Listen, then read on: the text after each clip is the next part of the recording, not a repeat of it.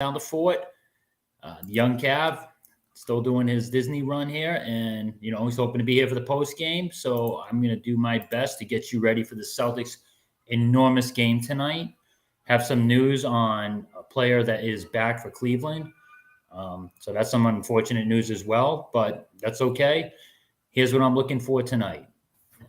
It's hard to believe we're in this situation, but this is a huge game for the Celtics. If they do not win tonight, they're in a must-win situation tomorrow. You can't go down 3-1. And Cleveland's no pushover at home. So they've been really good at home in this postseason. So they have to come out, and what we need is a replication of what they did in Game 3 of the Miami series. Miami, Game 2, had that fluke shooting night where everyone was just on fire. Guys who normally stink from 3 were just having a night of their life. And when we had to go back to Miami for Game 3, the Celtics did not take one possession off. Well, they took maybe one possession off the entire game defensively against Miami. Otherwise, they just absolutely choked them out every defensive possession down the floor, suffocated them, just anaconda wrapped themselves around everyone. That is what I want to see tonight. That's what I'm hoping, that they can duplicate that performance and just come out and not even worry about their shot, okay? Obviously, it's nice that they're hitting their shots. When the Celtics are hitting their threes, they're unstoppable. They're unbeatable, basically. But the real key that's going to make sure that they definitely do not lose is if they have that mentality defensively.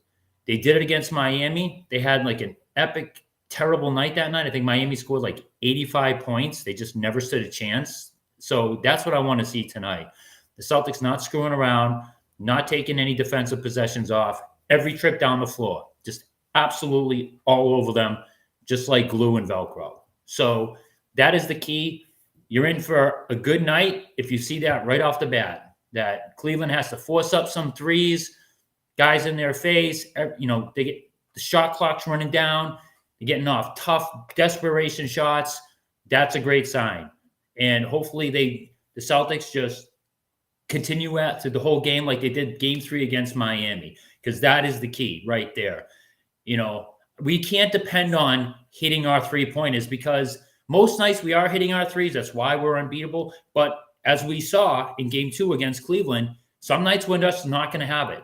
And Derek White, as much as we absolutely love him, he cannot do what he did the last game. If your shot's not falling from 3, you got to find another way to score, or you just have to defer to your teammates. That's it. There's no Steph Currys on this team, okay? If I had Steph Curry on the Celtics, I don't care if he misses his first 5 3-pointers. I want him to keep shooting them, because he's just as likely to make the next 5 3-pointers. There's nobody on this team like that. So if you're not hitting them from the beginning, then you have to help the team in other ways. You have to get away from the 3-pointer if you're just not hitting them. So drive to the hoop. Jared Allen is out again tonight, so that is big. Again, they don't have any rim protection. Mobley is really their only guy that they have stopping us from layups and dunks, and he's good, but he's a power forward. He's not even a center. And so the player that they are getting back is Dean Wade. For you Celtics fans who may remember, earlier this year, we lost one game to Cleveland in Cleveland, and it was solely because of Dean Wade. He hit 6 3-pointers in a row in the fourth quarter. I went like superhuman, nuclear. And, again, is he going to duplicate that? Highly doubtful. But apparently he's back tonight. So, not great news for the Celtics. Doesn't mean they should not still win this game. They should not still dominate this game, which they absolutely should. But keep an eye out for him. And, hopefully the Celtics are hitting their threes. They're hitting their threes. There's no stopping them. There's no beating them.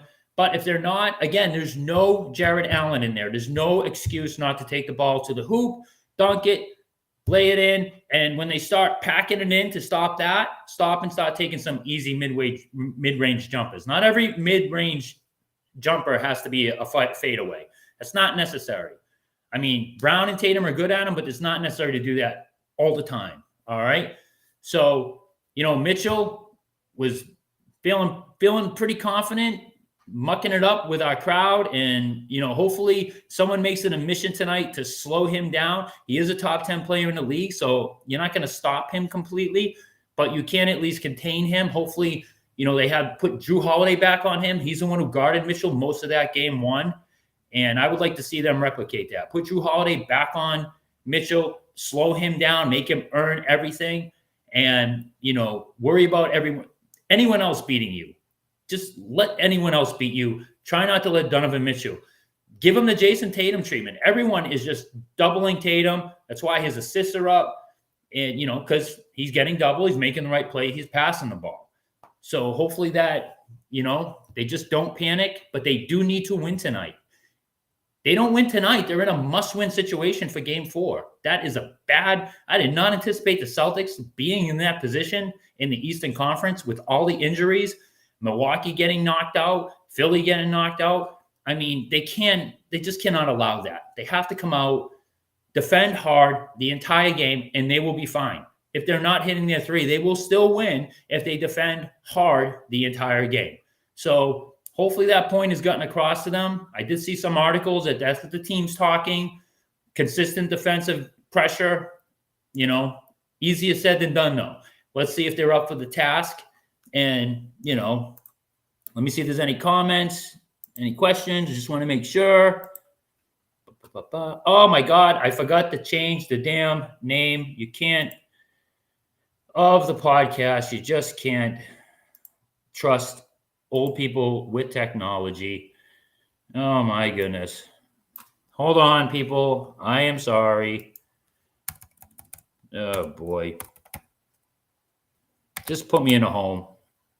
Absolutely. All right, here we go. And hopefully I am not on an angry rant at the end of the night like I was with the Bruins last night when this is over. All right, and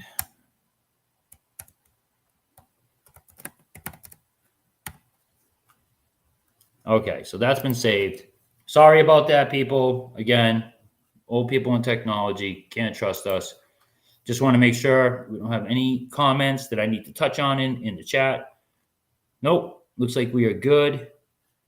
And all right, so again, look for that right off the bat. We're in good shape if we come out and we're just all over Cleveland defensively and making them struggle.